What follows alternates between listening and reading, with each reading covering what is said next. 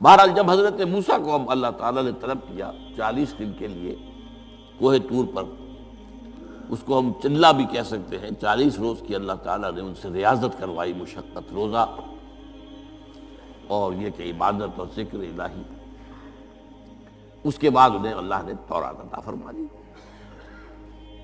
تو اسی طریقے سے وہاں 40 دن کا معاملہ ہوا حضرت موسیٰ علیہ السلام کے ساتھ۔ اس کے بعد الواح دے دی گئیں، جو پتھر کی تختیاں تھیں، ان کے اوپر جو احکام عشرہ ہیں، دی 10 کمانڈمنٹس، جو بنیاد ہے۔ جیسے میں نے کہا کہ سورہ بقرہ جو ہے شریعت محمدی کی اساس ہے، تو شریعت موسوی کی اساس وہ 10 کمانڈمنٹس ہیں، جو کہ پتھر کی سلوں پر لکھی ہوئی دی گئی ہیں حضرت موسیٰ علیہ السلام کو کوہ طور پر۔ اب پیچھے کیا ہوا؟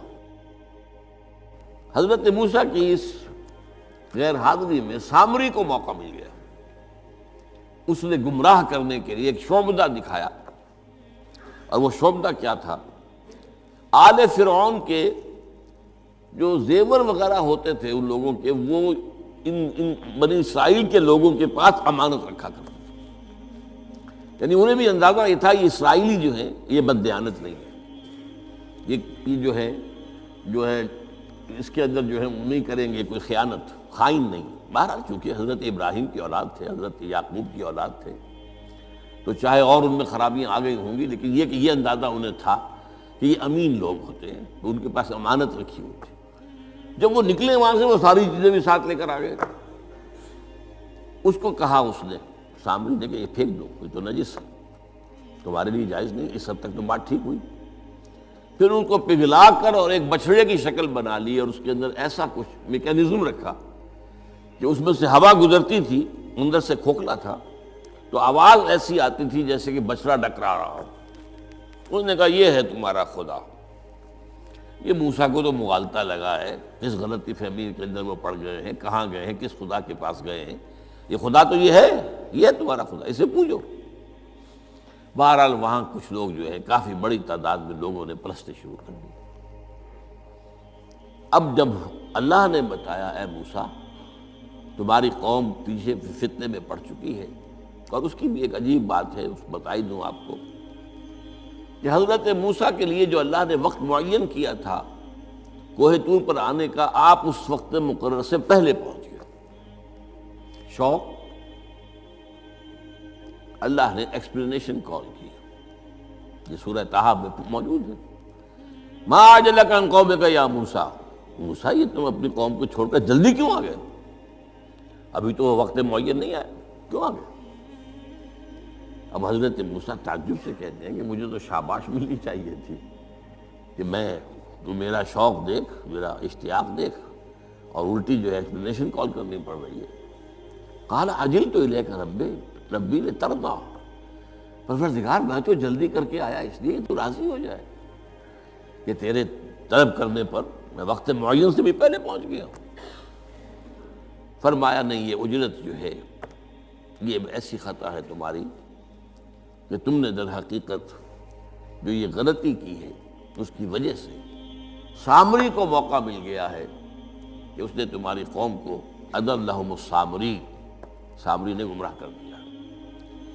یہ خبر پا کر اب حضرت موسیٰ علیہ السلام جب آئے ہیں واپس اپنی قوم، اس کے لیے جو الفاظ آئے ہیں یہ سورہ اعراف کے اندر ہے، فلما رجع موسیٰ الی قومہ غضبان آسفا۔ یہ غضبان، یہ غضب کی ایک انتہائی شکل ہے۔ اس وزن پر عربی زبان میں جو الفاظ آتے ہیں وہ کسی شے کی شدت کو ظاہر کرتے ہیں۔ انا جوعان، میں بھوک سے مرا جا رہا ہوں۔ انا عطشان، میں پیاس سے مرا جا رہا ہوں۔ اسی طرح رحمان، جس میں رحم جو ہے وہ ٹھاٹھے مارتے سمندر کے مانند ہے۔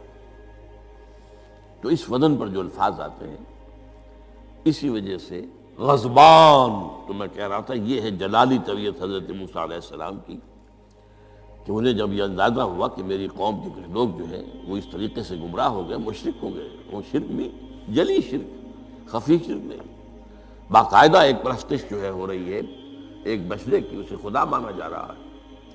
اسفا، بہت ہی متاسف۔ اب یہ دو الفاظ آ گئے، غضبان اسفا، ایک جانب غضبناک اور دوسری طرف انتہائی افسوس اور رنج کی کیفیت۔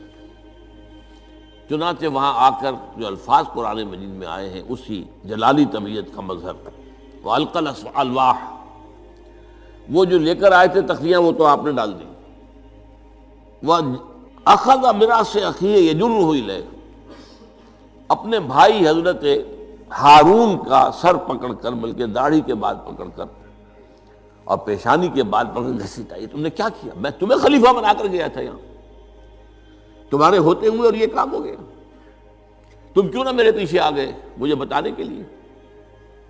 بہرحال چونکہ خلیفہ بنا کر گئے تھے، انہیں رہنا تو وہاں تھا، لیکن انہوں نے کہا کہ مجھے اندیشہ یہ ہوا کہ آپ یہ کہیں گے کہ تم نے بنی اسرائیل میں تفرقہ پیدا کر دیا، اس لیے میں نے برداشت کیا، کیا کرنا، روکتا رہا میں، لیکن یہ کہ میں نے ان کے درمیان جو ہے کوئی بہت بڑا قدم نہیں اٹھایا۔ لیکن بہرحال اس کے بعد جو قدم اٹھایا گیا وہاں پر وہ فیصلہ کیا گیا کہ 12 قبیلوں میں سے ہر قبیلے کے جتنے لوگوں نے یہ شرک کیا ہے، اسی قبیلے کے لوگ جو توحید پر قائم رہے ہیں وہ اپنے بھائیوں کو قتل کریں اور ذبح کریں۔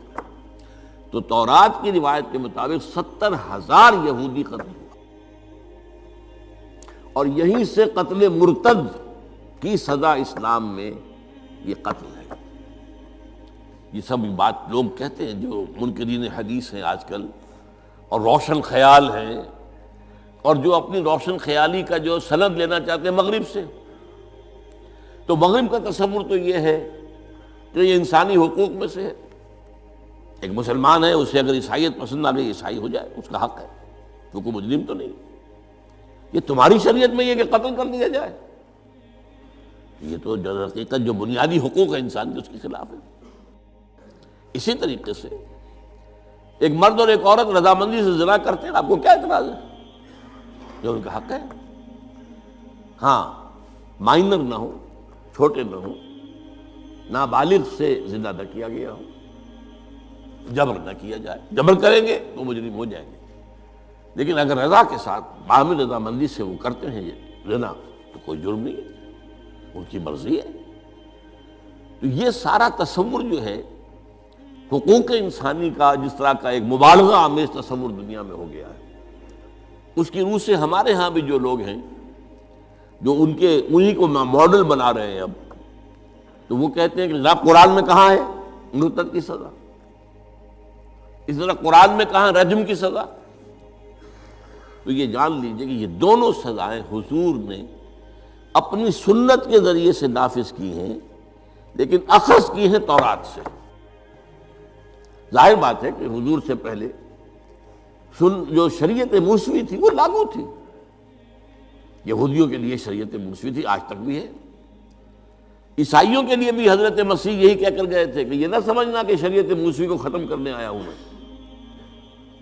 law of Moses, don't think I have come to destroy law, this law of Moses will be applicable to you۔ وہ تو سینٹ پال نے ختم کیا، اور آج کی عیسائیت جو ہے یہ عجیب مذہب ہے جس میں کوئی قانون ہے ہی نہیں،